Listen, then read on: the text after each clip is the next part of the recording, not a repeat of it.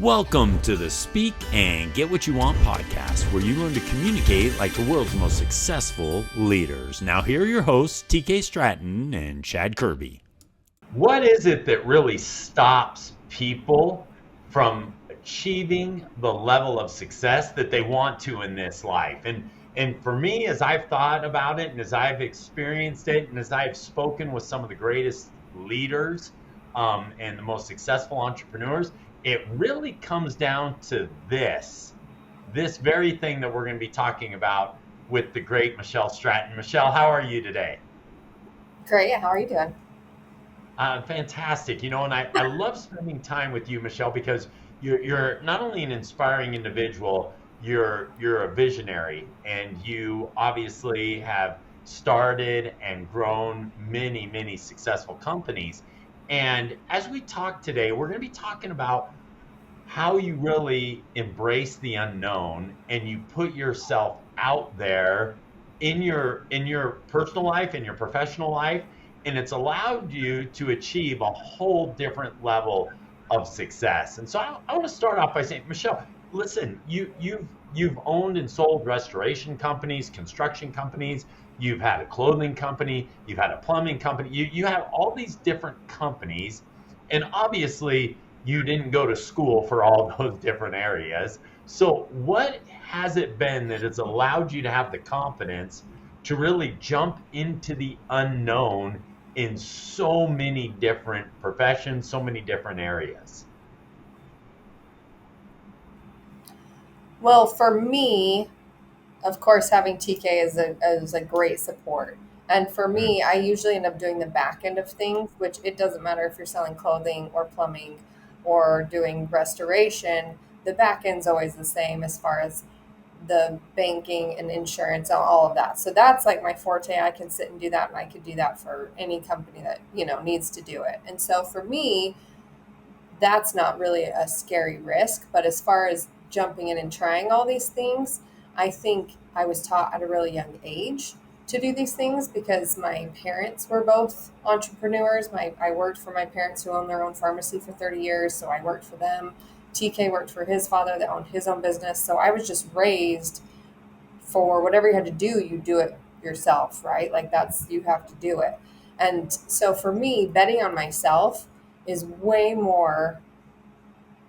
it's way less risky because I'm confident in my ability to figure it out no matter what it takes, especially with YouTube, right? Now you can YouTube anything and you can figure it out. But I've always had confidence in my ability to figure things out regardless of what it is. So betting on me and taking that risk of trying new things is not scary whatsoever. That's interesting, Michelle, because so many people are the opposite of that, right? They want to bet on an employer. They want to bet on other people.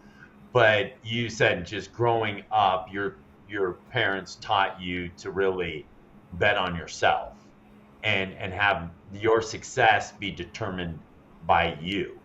And I know that your children are entrepreneurial as well. Is that what you've taught them? Is that what has been important to you, that they understand as well? 100%. I think we make our kids do all the work, whatever needs to be done. We also do properties as well and renovate properties. And so if the toilets need cleaned and trash needs picked up, we're taking the kids down there and we're making them pick up trash and clean the bathrooms and do all the stuff that they don't want to do, but is necessary to be done. And so part of that is to just teach them grit and hard work. Some of my kids, they're still home and young. My oldest she's got a lot of grit. She's a hard worker. She's out knocking doors right now, selling pest control door to door. And she hasn't got a sale yet, but she's positive and confident in herself. And she's just doing the work, trying to figure out how to make sales. And so to see that with her is really great. And to know that she's doing good and she's not afraid to be out there on her own and to try it and take a risk, I think is a huge it's a wonderful thing to see that she's doing that so well. I love that. Here you are. You and TK have been exceptionally successful financially, but yet your children are out earning it for themselves, out doing what they need to do so that they can be successful. Because you know what, she could go do summer sales and she earns that money as opposed to you just writing a check and saying, go off to college, here you go. Right. Yeah. And Now, that we've had to do that with each child. They're all different to figure out what works for them and what's a skill that they could do, where they can do something that they're confident in to sell money. Just like Ella, my 15-year-old who knits beanies that are actually really awesome, or crochets beanies. And every time she does like a big sell of them, she'll make, $1,200 or something selling beanies.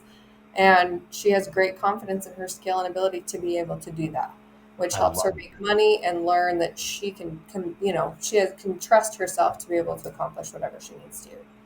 I love that. And so step one is you just take that jump knowing that you have the ability to make it turn out okay, that you have the ability to not only make it okay, but be exceptionally successful. I love that you said that Kinsley's out knocking doors. She hasn't had a sell yet, but she's optimistic and positive and knows that things are going to turn out well. Yeah, and I know a lot of people are scared. We had so many employees over the years that were never like, oh, I can't do this on my own. I never want to do it. I'd just rather get a paycheck every week. And to me, that's terrifying to work for someone else because you don't know what's happening in the back end. They could fire you tomorrow and you not know what's going on. Whereas if you're running the show and you're in control, you know exactly where you stand and what you need to work on. So to me, it's the confidence in yourself to be able to just take that risk. Well, and Michelle, one thing that you really emphasized is that not only do you take that risk and you jump, but you're not above doing any of the work. And I think sometimes when you get into corporate America, people like to be in an elevated status. They like to have a certain job title. They have to, like to be perceived a certain way. But what's always amazed me about you, TK, and your family in general is none of you believe you're above cleaning the toilet. None of you believe you're above, I'll go to job sites and TK will pick up a broom and he'll start cleaning right there. He doesn't sit back and say, somebody needs to clean up this trash. He'll go over and he'll start picking up the trash. And he never believes that he's above any work. He's like, the job has to get done and I'll make sure I get it done. Yeah. And Michelle, is that part of believing in yourself that you're not, because so many people get caught up thinking, oh, I need to have this high level work or whatever, but you're of the belief that I'll just do whatever it takes to be successful. Right. You just do. I don't even know if that comes down to self-worth or just like grit. Like there's times we're out at a property late and we're ending up picking up trash or we put a bench together the other day because we're like, oh, we have this bench, we need to put it together. We'll just put it together really quick and toss the trash. Like it's just whatever needs to be done at that point. I love your wife, Cassie. I think I was just thinking of her quote the other day that successful people do it now.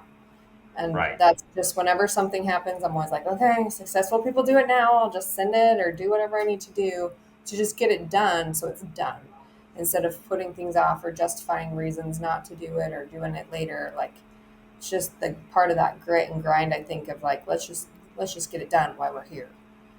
Right. And Michelle, so don't get caught up so whether you and TK are sitting down looking to secure a $50 million building or you're popping open an IKEA box to put some bench together, you're just like, it doesn't matter. It's all work and it's all got to get done. Don't get caught up in saying, I'm too good for this, I'm too good for that, but just get the work done. Right. Yeah. But Michelle, I also believe that's why people want to work with you and TK as well, because you're not only willing to put yourself out there to be successful, but you respect other people and you don't think you're better than anyone else. And I'm curious, why is that? Because there are a lot of people that are exceptionally successful that aren't very nice to be around. So what is it that you believe? Now, obviously, you'll quickly deflect all of this because that's who you are. But what is it that has caused you to not only be willing to put yourself out there, be willing to be vulnerable, but yet at the same time have this level of kindness towards other people? Well, that's at the end of the day, right? Everything we do, whether it's our business, our employees, the deals TK's doing, everything starts and ends with people at the Mm. end of the day, and everything's relationship based. And I mean, we learned in the restoration world that that world's small, whether it's other restoration companies or insurance adjusters. That world's really small. And if you start burning bridges and start putting yourself on a pedestal, it's going to, catch up with you really quick. And I think that happens with any area of life. It's just we're all human beings trying to do the best we can. And I don't, part of it is the insatiable fear of failure, right? Like we haven't achieved the goals we want to be at yet. So we don't think that we've gotten there yet. We're still grinding and driving towards more goals that we've set for ourselves to improve and progress. And so I don't see why we would ever think that we are above anyone else. It's a powerful principle to in your, we get so caught up in being driven or accomplishing certain goals that sometimes a lot of people are willing to step on other people in the process. And some people even believe that you have to step on other people to a certain degree to get that. But that's not of your belief. Why? Maybe part of that's just the way we were raised. I don't know. We're both from really small towns. Um, so maybe that's part of the reasoning, right? Small town people, everyone knows everyone, and Uh-huh. you got to be nice to everyone because it's a small town. So that may be part of it, but it's not in our nature, either one of us, to ever belittle anyone or put ourselves above anyone else. I don't see When how that serves anyone at any time in their life, whether you are a billionaire or not, or, a successful business owner. I just don't see how that ever serves you to treat people that way. Well, I also think both you and TK have a great memory. And so you remember what it was like to have nothing. You remember what it was like to just scrap and try and make things work. And so when you see somebody else that might be in that similar situation, you are more of a cheerleader than you are, someone who's being critical of somebody else or, Yeah, condescending or. I think that's part of it for sure because we definitely went through like a baptism of fire and, almost losing our business, almost losing our house, like all these things where we could barely afford groceries. Like we had to, so we started from ground zero and built this business, and we had to learn through the school of hard knocks to get where we got. And so we have nothing but the greatest respect for anyone that tries to improve their life and get better, because it's possible for anyone to do that. I mean, you saw with our restoration company how many employees we had who would have never gone and started their own business, and after we sold, multiple employees went and started their own business and were confident and comfortable enough now with the tools we've given them throughout the years to do it on their own. And we had multiple employees that started just creating because of what you had taught us with all the different mindsets and verbiage and all of the pillars that we've learned, and we taught our employees. We had multiple employees that got out of debt or paid off credit cards or bought new cars or were able to get into a nicer house because of what they were learning with that community that we had built. And it's really great to be able to help one another. I mean, everything we do when we were doing restoration, it was wonderful because we got to fix people's houses and make their stuff newer and nicer and help people along the way. And it starts and ends with people at the end of the day. So why not try and make everyone better? I love that. That is awesome. Now, but how do you have now? I love that drives you. I love that wanting to make other people's lives better absolutely drives you, and I know it does, and I've seen it. And as you are putting yourself out there, you're not only risking things for yourself. You have your family. There's so much that you put at risk. So how have you been able to put yourself out there continuously? Because you're putting yourself out there all the time, Michelle. I mean, like you're looking at, securing another apartment building, another complex, or whatever it is, starting another business, buying a business. All of that takes risk. What is it within you that continues to allow yourself to not just stop and say, okay, I'm done? It's your birthday coming up, right? Can't you just say, okay, it's my birthday. I've done enough. I'm just going to Yeah. pause and golf the rest of my life? What Every once in a causes you to while, really? I think that's tempting to just be like, gosh, can I? Huh? What? Yeah. What causes you to keep What did pushing you and say? driving? Sorry, I was just saying, what causes you to keep pushing and driving and putting yourself out there again and again and again? Um, it's funny because just like a couple weeks ago, I was like, man, what would it be like to be a stay-at-home mom? What did that be like?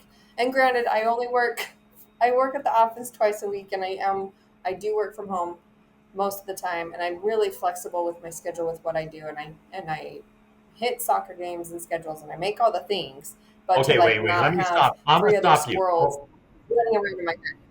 okay, I'm stopping you for a second, real quick, because I've seen your mom's schedule. Okay, and so you are a full time mom. I've seen your mom's schedule. You're a full time mom and a full time business owner. And so it's like you think when you say to yourself, "Oh, what would it be like to be a stay at home mom?" You are a stay at home mom. You're just a stay at home business owner too.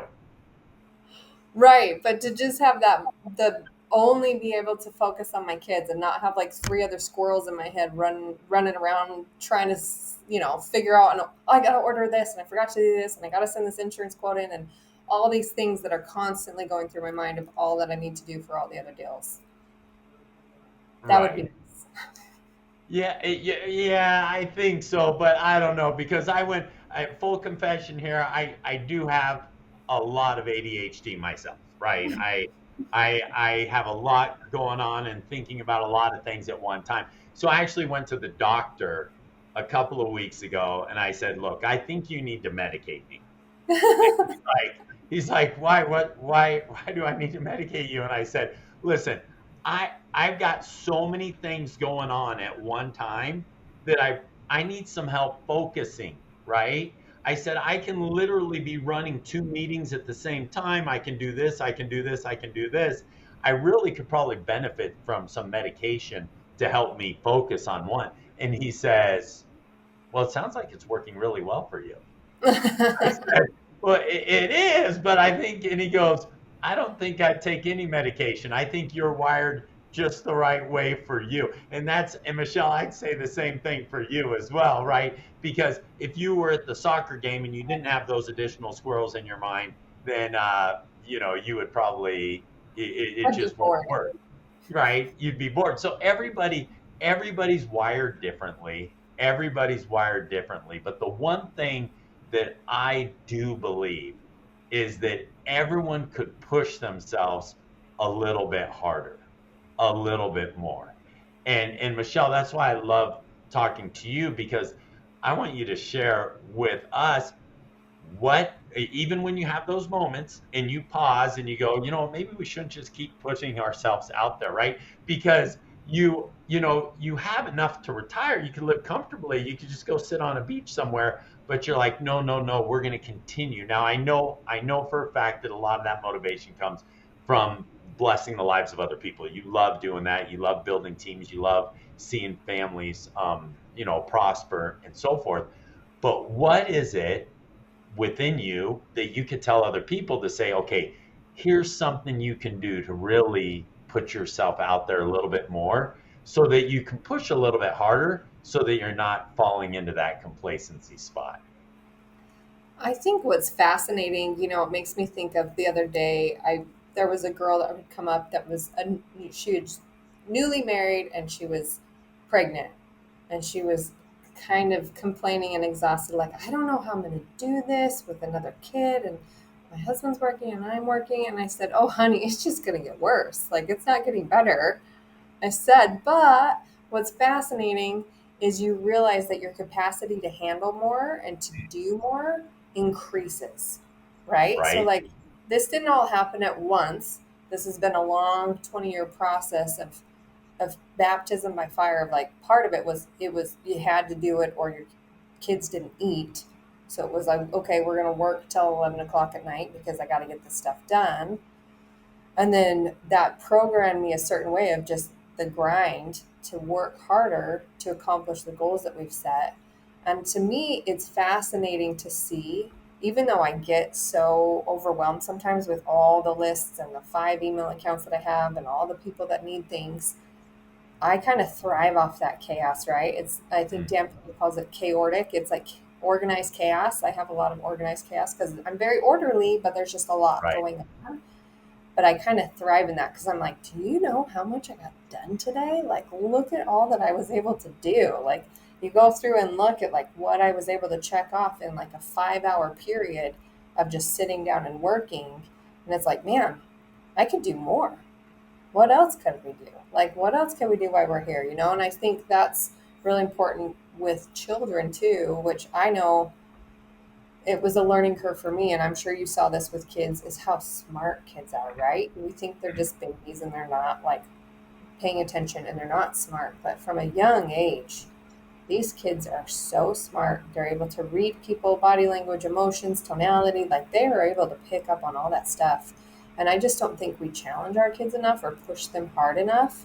And so for me, it's one of my challenges is trying to find enough hard things for my kids to do. Like I want them to do hard things. And so my kids, I mean, at my house, they do the dishes, they do the laundry, they clean the yard, they water the plants, they bring in the boxes, they break them down. Like they pretty much do everything in that house. If something needs done, I'm making one of my kids do it because now it's programmed in them that they just know, like, well, you're not getting Wi-Fi time if the laundry's not done and your room's not clean and this not done, then sorry. Like those are things that have to be accomplished. And so seeing that now, especially with Kinsley, granted she's the oldest, so she got the brunt of the hard, but now she's got so much grit. That girl is a hard worker. I'll have to have you call her and do a little podcast with her now that she's knocking doors and see how she's doing. But Oh, I love that.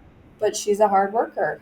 She works harder than a lot of my employees. She'll do whatever. She'll go 24 hours if she needs to. She's like an Energizer bunny, but it's just been programmed into her that that's what you do. What you got to do. Well, in that push, that drive that you're instilling in your children, they will love you for it. I mean, I know personally, Cassie is the absolute best at pushing. She pushes me, but she also pushes our children. And Yeah. so I'm a little more lax in pushing the kids than Cassie. Cassie pushes them, drives them, and they love her for it. They Right. absolutely love her for it. And so it's so important to remember that. And I love that as you think to yourself and everyone listening, going, okay, what can I do to push myself just a little bit more? Because when we do that, it's amazing to see the results that follow. Yeah, there's a really good book. I think it's called We Me Be Do or something like that. But it's a guy that talks about kind of habits. His job was to go. He was a trauma. He was a fixer. So like when they wanted to sell the house that Jean Benet Ramsey was killed in, right? Like they had that Oh, house. They yeah. brought him in. And they're like, "What do we do with this house?" He's like, "You got to plow it to the ground. It's got to be plowed down, and you got to do something else. There's too much like bad juju, whatever, around this house. You got to just Right. start over." He was called to all these. He was 9/11. He was called out. How do we handle this? What do we do? Like he's just like this big fixer. And so it was a really interesting book to read. But as his kids got older, he used to take them out to all his jobs with him. He'd take turns with them. But I remember him talking about how, kind of like the power of habits, right? You start, I think the best way to start this, because it is super scary if you've only been ever like employee mindset, and you've done the 9 to 5, and you're used to like vacation time where you turn off your phone and you don't want to look at work for 2 weeks. And it's a really different mindset because I work all the time, anytime, beach, wherever I'm at. I'm on if I need to call or send an email, I call and send an email. And so his whole thing was start with one thing. You start one goal. And instead of like, I'm going to do 50 push-ups every night, he's like, no, do one push-up every night, because you can accomplish that. That's achievable, right? For people that really need help with that push to start. Okay, one push-up a night. So he challenged this kid to do that. And so that kid started doing one push-up a night. When he checked in with him like 3 months later, the kid was like, I'm up to 50 push-ups a night, 100 sit-ups, and I write in my journal every night before bed. Wow. He was like, oh, all that from just do one push-up a night. And I it's love that. because creating a habit and being able to accomplish that habit automatically pushes you to do more, right? So like anyone that goes to the gym knows, like once you start going to the gym, you subconsciously start making better eating habits without Mm, even like making that conscious decision. right. It's like, oh, well, I'm working out, so I should probably not have that cookie Right. because why am I working out? And so then you start watching what you're eating as you're going to the gym. And then all of a sudden you start like writing in a journal more and just all those things, just your ability to handle more as you realize you can accomplish these things, it grows. That momentum is real, and I love that. I love that's how the last thing I would ask you, Michelle, what's the last thing as we're wrapping up today? Would you share with the audience about putting yourself out there? And I think you just nailed it. Is doing just one thing. Just what is one way you can put yourself out there a little bit more? Just one way. Right. Oh, Are you Michelle, asking me? what's that? No, I think you're right Oh, on. I mean, I think you yeah. nailed it. It's just exactly right. What can you do? And so, as people are listening today and as we're wrapping up, I think the key is what is that one thing that each of you can do to put yourself out there a little bit more and watch, as you said, Michelle, watch the momentum follow. Right. Yeah, exactly. I, I love it. Michelle, thank you for taking the time with us. Your insights are always so appreciated and spot on. It's great being with you. And yes, we need to get Kinsley on a future podcast and check in with her. Her drive and insights are awesome. So, anyway, thanks for being with us, Michelle. Yeah, good to see you. All right, take care. Bye now.